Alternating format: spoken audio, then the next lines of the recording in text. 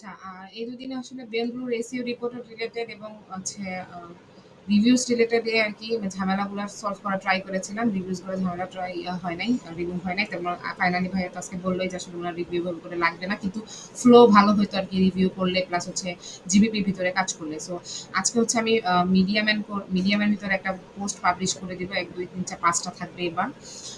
এর বেশি আসলে আমি মনে হয় এই মাসে করা দরকার নাই। কারণ দিয়ে অলরেডি এক বেড়ে গেছে, হ্যাঁ? তো এই কয়দিন আসলে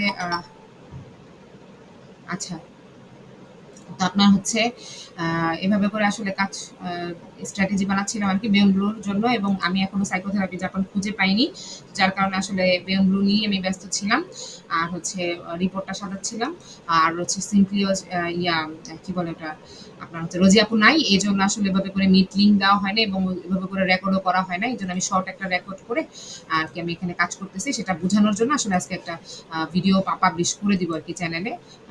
২৫ তারিখ, ২৬ তারিখ এবং ২৭ তারিখের কাজ হিসেবে। আচ্ছা। তো এটা হচ্ছে কথা। তো আমি ওভাবে করে আসলে শীটগুলো ওভাবে মেইনটেইন করি নাই। আপনার হচ্ছে কি বলে ওটা? টোকিও মেন্টাল হেলথ ফ্রিল্যান্সার যেটা আরকি আপনার টোকিও ম্যানেজমেন্ট ওইখানে আমি হয়তোবা উঠিয়ে দিব।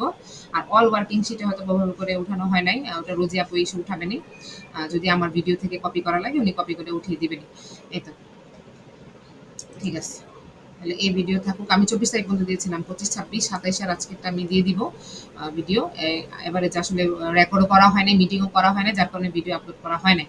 কিন্তু এখানে রিপোর্ট রেডি করা হইছে, গেস্ট পোস্টের জন্য এরকম কাজ করা হইছে, নো ফলো ব্যাকলিংস এর জন্য কাজ করা হইছে।